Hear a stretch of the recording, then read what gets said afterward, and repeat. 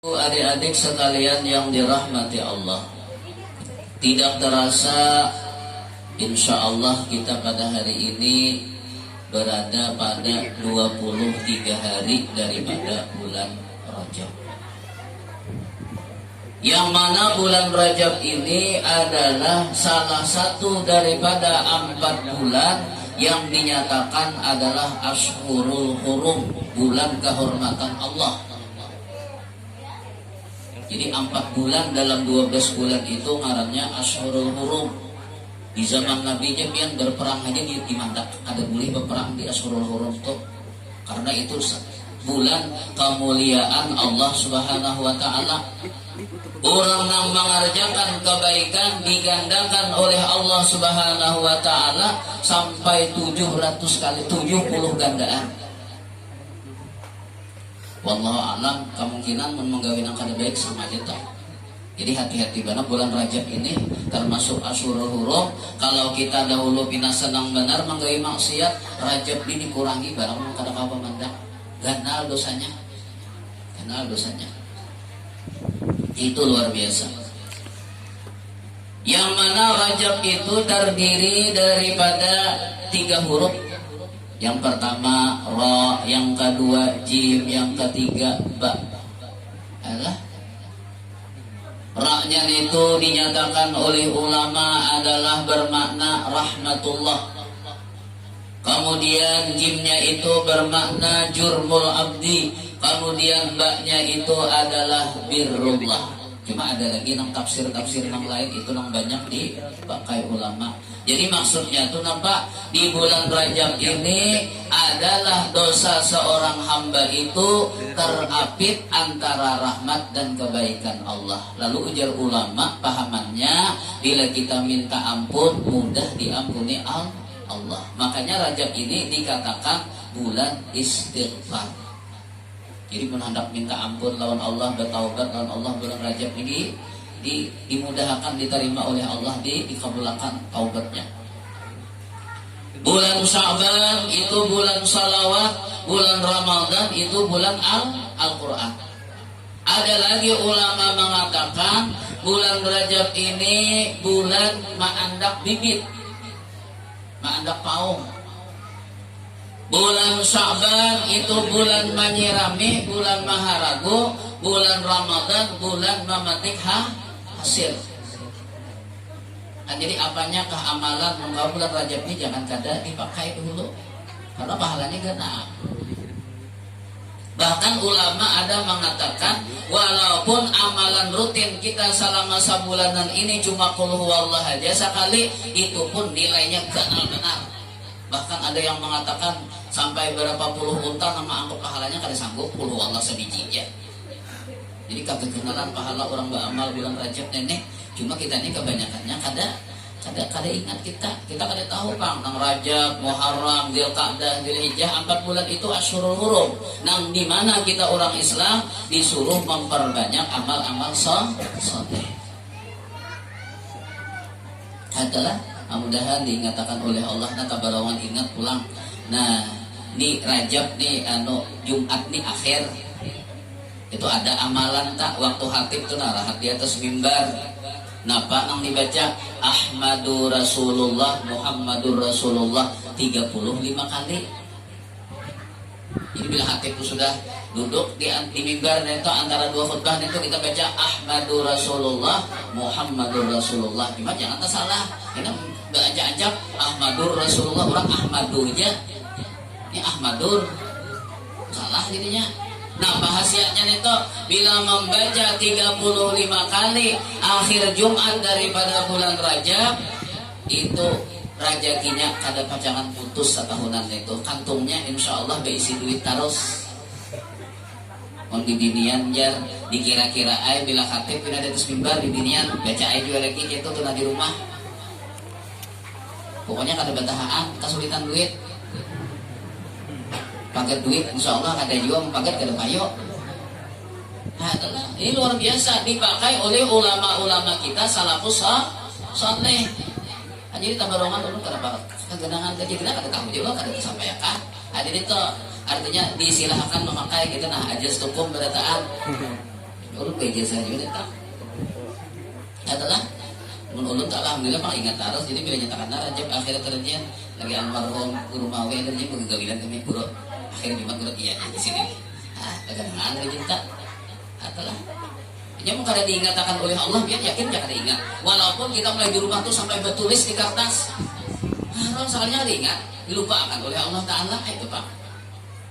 Masalahnya tuh ya Allah melupakan. Makanya ujar hadis Rasulullah, apatul ilmi an nisyan.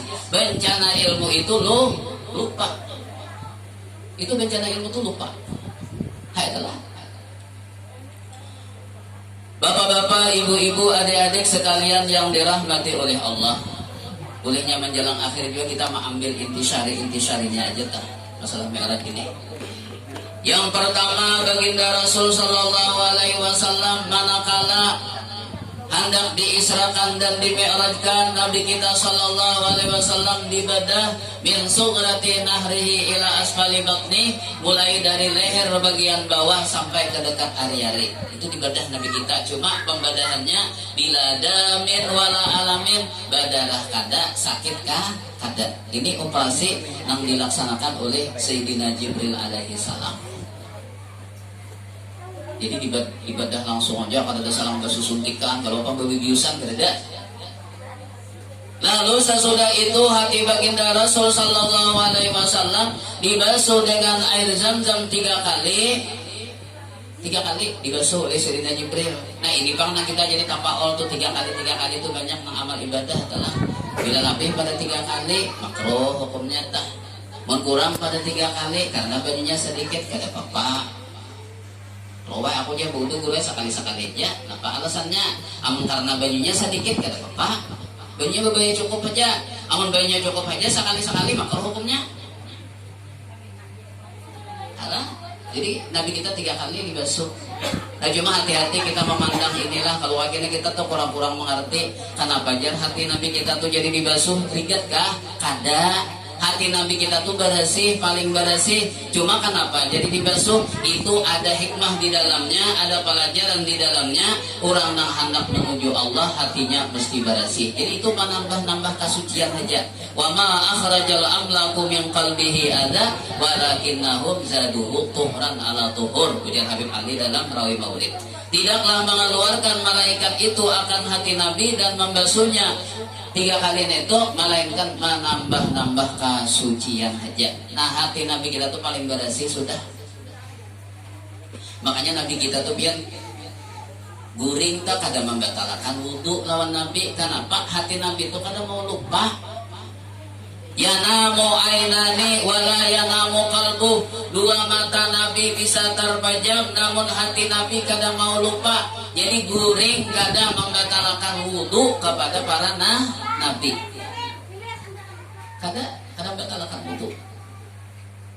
Mun kita ning ini amun guring nang barabah kah, nang bahiring kah, nang bati lantang kah, nang bati harap kah batal.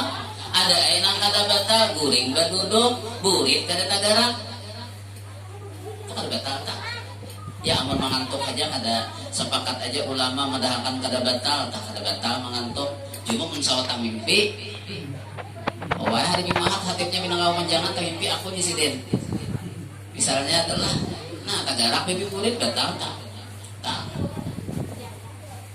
Nah lalu sesudah dibasuh dengan air Zam-Zam 3 kali, lalu Sayyidina Jibril alaihi salam menyuruh Sayyidina Mikail bawakan bejana dari emas yang penuh dengan hikmatan wa imana. Lalu Nabi kita diisi dengan hikmah, diisi dengan iman, dipenuh-penuhi. Lalu fa'afragahu fi sadrihi wa mala'ahu hilman wa ilman wa yaqinan wa islama. Kemudian dituangkan pulang ke dalam hati Nabi kita adalah hilman, sifat lemah lembut. Ini Nabi kita tuh orangnya luar biasa, kada pemarah, lemah lembut. Nabi kita tuh orangnya. Makanya sampai-sampai ada hadis Rasulullah, kadal halimu ayyakuna nabiyyan. Hampir-hampir orang yang lemah lembut itu seandainya ada lagi seorang nabi akan diangkat menjadi nabi. Orang yang hatinya penuh dengan kelembutan.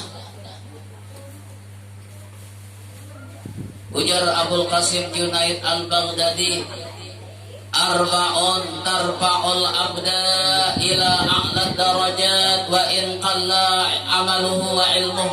4 sifat yang mengangkat derajat seorang hamba sampai kepada derajat yang paling tinggi walaupun amal dan ilmunya sedikit. Mamayu seorang haja cuma ada baisi nang 4 sifat yang ini, orang ini akan diangkat derajatnya oleh Allah kepada derajat yang sangat tinggi. Nah, apa sifat neta? Yang pertama al-hilmu, lemah lembut. Yang kedua wat-tawadhu'u, tawadhu. Yang ketiga was-sakha'u, pemurah. Yang keempat wa husnul khuluq, adalah bagus perangai. Bila berisi nang 4 sifat ini, walaupun amalnya kada sabarapa, walaupun ilmunya kada sabarapa juga, mamayu saurang insyaallah akan diangkat derajatnya oleh Allah kepada derajat yang tinggi di sisi Allah Subhanahu wa taala. Jadi 4 sifat itu luar biasa telah. Jadi Nabi kita Shallallahu Alaihi Wasallam dipenuhi dengan hilman, lemah lembut. Kemudian lagi dipenuhi juga dengan ilman, dengan ilmu. Makanya kita ini kada boleh kada berilmu neneh. Fardu ain, menuntut ilmu 3 macam. Bila kada menuntut ilmu berdosa. Fardu ain. Pertama, kita wajib menuntut ilmu tauhid, ilmu usuluddin, supaya kita ini kawan membedakan mana Allah, mana hamba, mana nang menyembah, mana nang disembah. Kawan kita membedakan karena kita belajar tauhid. Fardu ain belajar. Mun kita kena kada belajar tauhid, kita kada tahu kita menyembah napa neneh. Menghadap lampu duduk, tak sambah lampu duduk.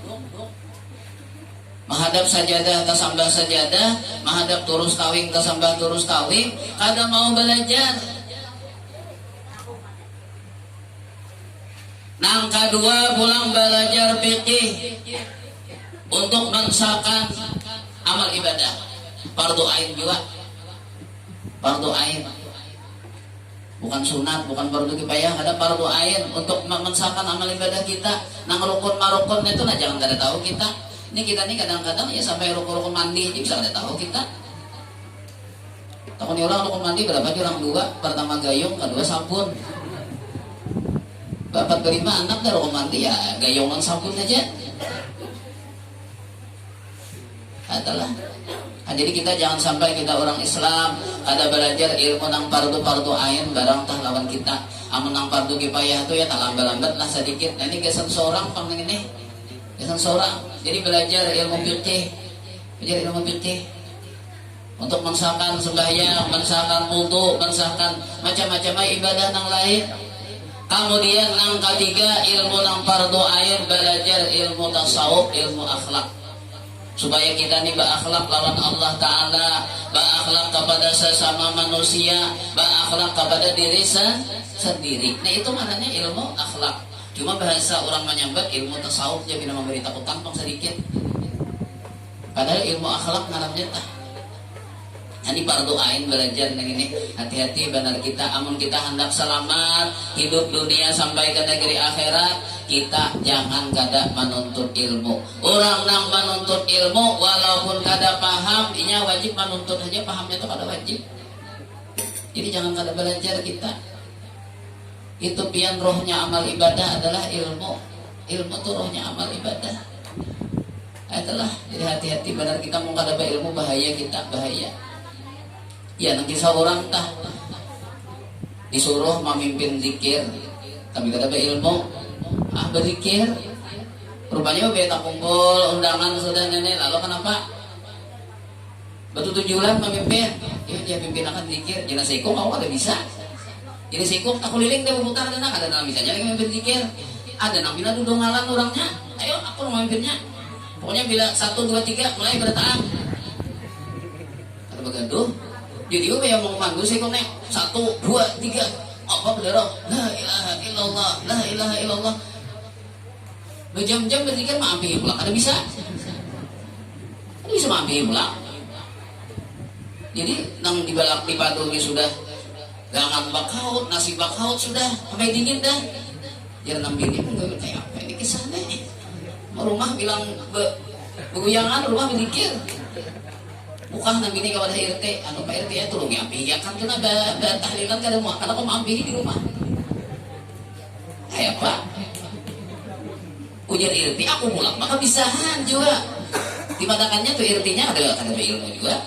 Jangannya RT di mana dulu salamat kalau bisa.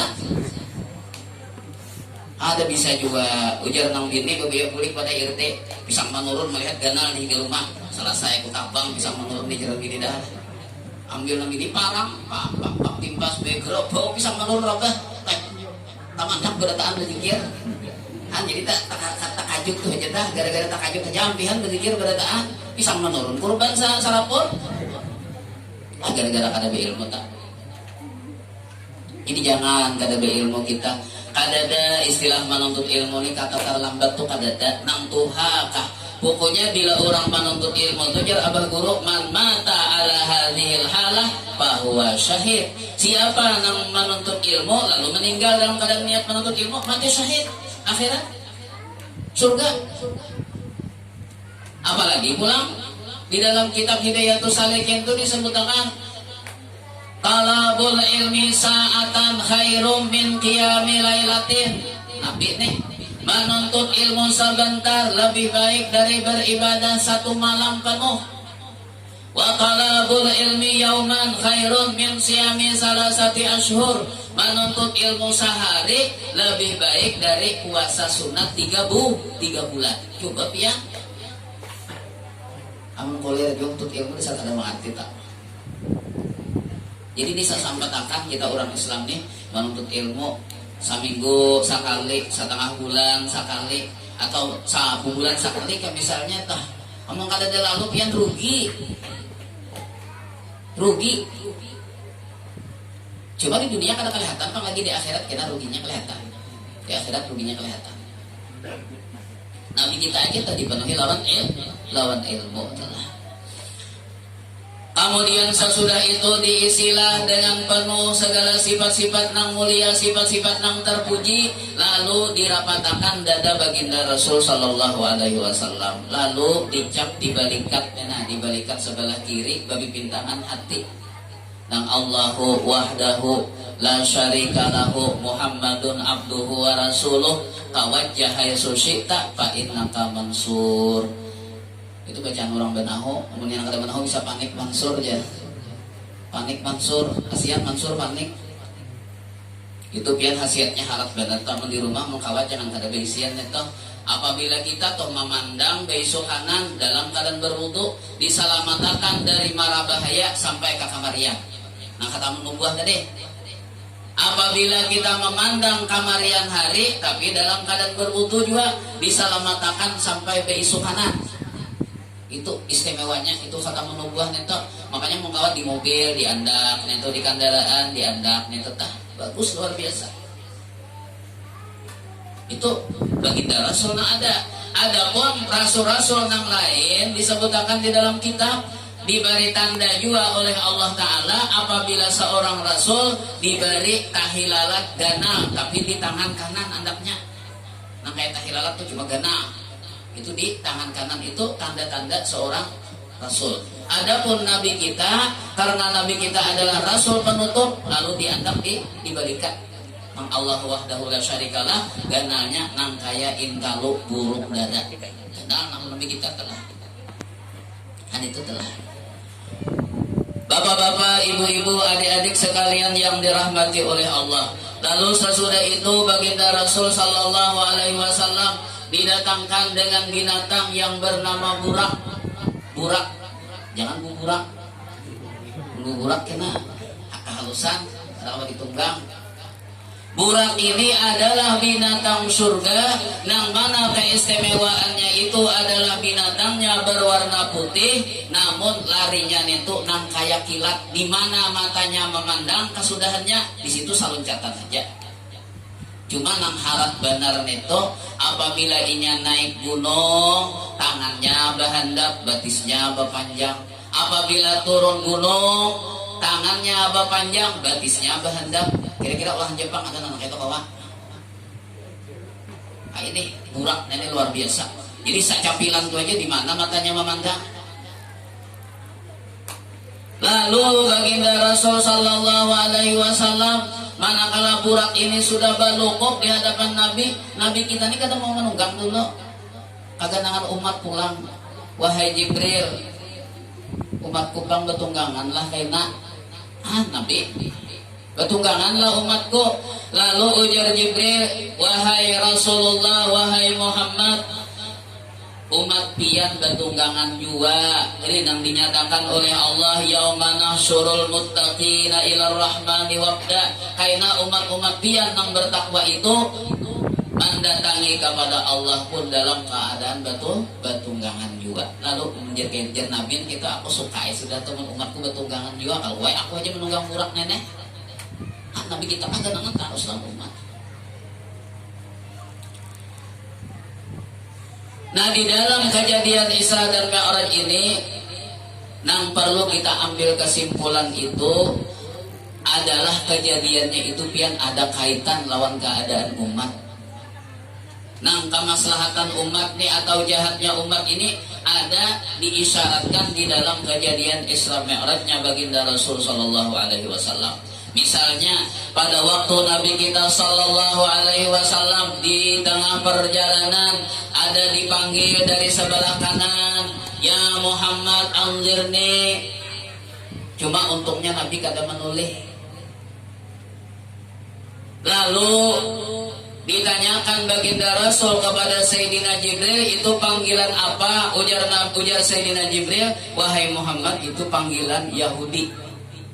Jakainya ikam Muhammad menyahuti panggilannya itu, la tahawwadat ummatuka, banyak umat engkau yang menjadi Yahudi. Coba bayangkan, jadi ada keterkaitan antara perjalanan umatnya Rasulullah dengan kejadian Isra dan Mi'raj itu. Ada lawas Nabi berjalan datang pulang panggilan sebelah kiri, tapi Nabi kada mahirani pulang. Lalu Nabi pulang bertakon lawan Jibril, panggilan apa? Itu panggilan Nasrani.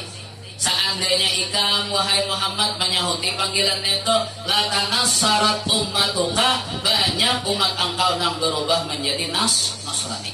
Untung aja Jibril Muhammad ikam kada menulih-nulih, kada mahirani.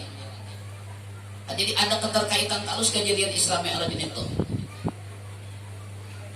Lalu sesudah baginda Rasulullah sallallahu alaihi wasallam sampai di Masjidil Aqsa, lalu Nabi kita sallallahu alaihi wasallam sembahyang dengan roh-roh para nabi dan Nabi kita menjadi imam. Lalu selesai itu, sesudah itu Nabi merasa haus yang luar biasa, lalu disuguhakan minuman. Minumannya apa? Pertama susu, nang kedua madu, ada riwayat nang ketiga menyatakan khamar, ada yang mengatakan air biasa. Cuma lalu Allah Ta'ala selalu memberikan taufik lawan Nabi kita, lalu Nabi memilih susu. Lalu dapat Jibril, asabtal fitrah, engkau memilih kesucian. Engkau memilih kesucian. Cuma jar Jibril Muhammad ikam kada habis narai meminum. Nah, ada menyisi lagi. Nah, jaka aja ikam habis meminum susu neto, nah umat ikam habis masuk surga barataan. Cuma sayang tak tinggal menyisi. Berarti kayak apapun tetap umat engkau ada yang masuk neraka. Nabi hendak meminum kalau memiliki ujian Jibril kenapa lagi? Itu tadi bang sekali dah. Seandainya ujar Jibril, ikam wahai Muhammad meminum khamar, labar umat ikam mabuk aja berataan lagi, kada bertahan lagi tak. Sedangkan meminum susu aja kita Nabi banyak aja nama mabuk, apalagi jangan Nabi minum khamar waktu itu. Habis mabuk lagi itu bang tidurnya sudah. Jadi keuntungan besar Nabi kita memilih susu. Jadi itu asal betul, asal fitrah ujar Jibril itulah. Jadi itu ada keterkaitan terus antara kejadian Isra Mi'raj itu dengan keadaan umatnya baginda Rasulullah Shallallahu Alaihi Wasallam. Bapak-bapak, ibu-ibu, adik-adik sekalian yang dirahmati Allah. Kemudian sesudah itu didatangkan tangga dari surga Firdaus. Nambah batatahkan emas dan intan, tangga ini diturunkan dari surga Firdaus, hendak membawa Nabi naik. Lalu sesudah itu Nabi kita Sallallahu Alaihi Wasallam naik di langit pertama. Sesudah memberi salam dilihat oleh Nabi kita Sallallahu Alaihi Wasallam amalan malaikat di langit pertama itu zikir. Malaikat ini biar hebatnya inya beramalan tuh kada mau dulak nang kayak kita.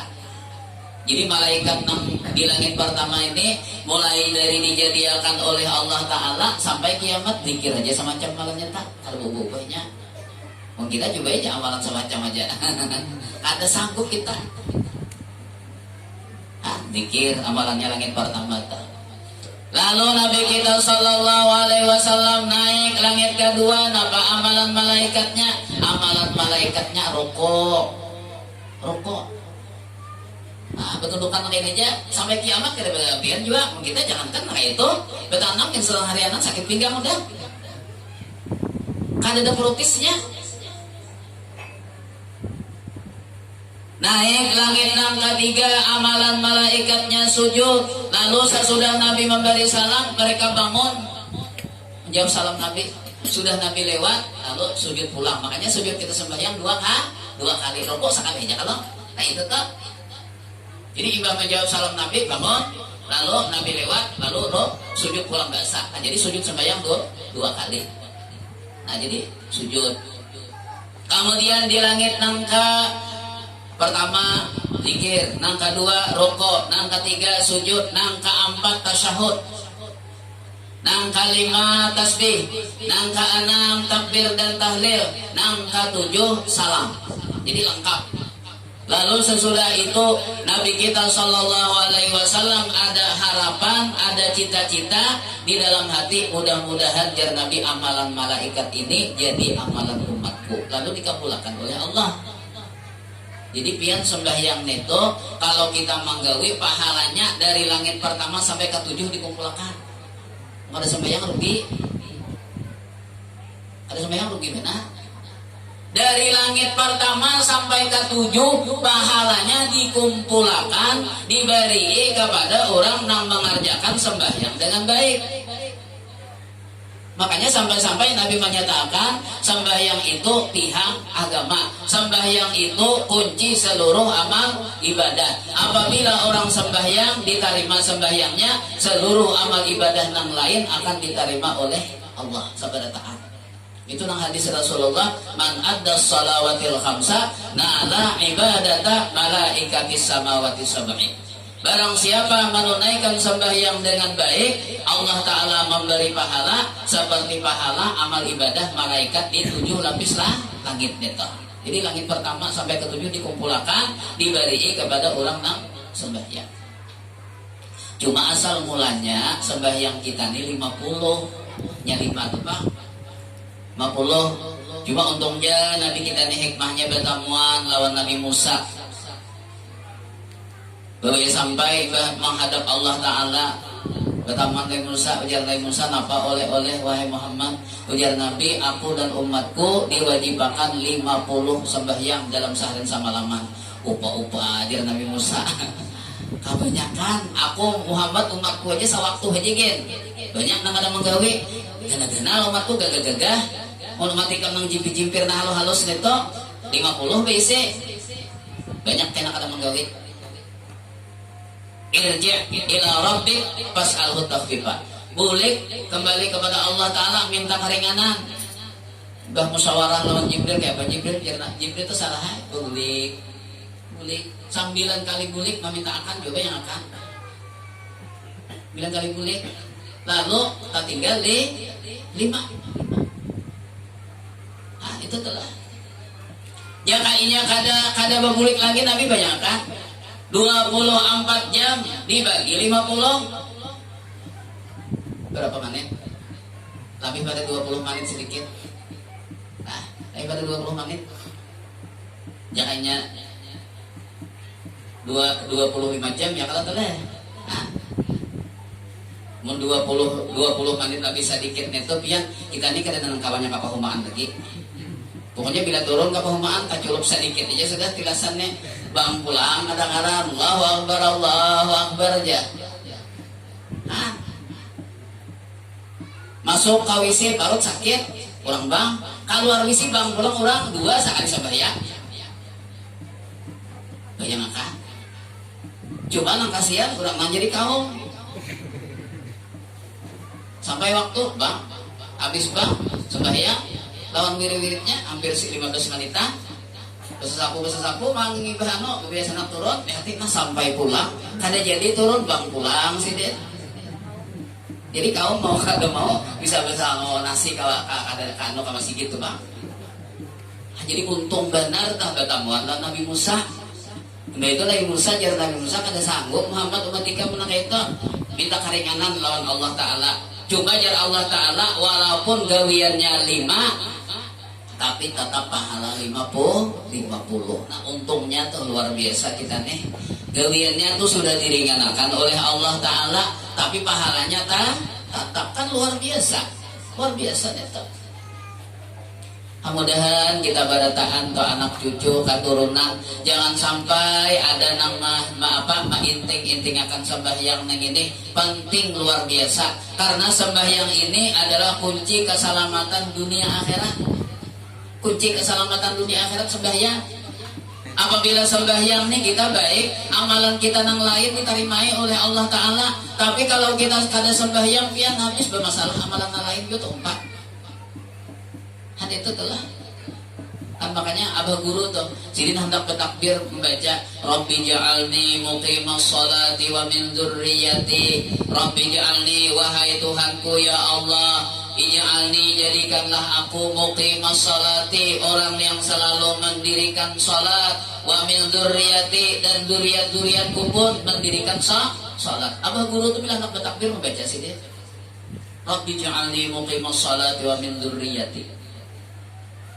Itu abah guru setiap kali hendak bertakbiratul ihram. Nah itu telah jadi mudahan dibukakan oleh Allah Subhanahu wa Ta'ala. Jadi kita apa ngarannya hikmah daripada Isra Mi'raj ini nang terutama adalah sembahyang 5 waktu nang Nabi kita menerima tanpa perantara malaikat Jibril. Adapun amalan-amalan nang lain itu adalah dengan perantaraan malaikat Jibril alaihi salam. Ini ada acara lain kali tuan rumah nih. Adakah? Ada kalau lain? Kenapa?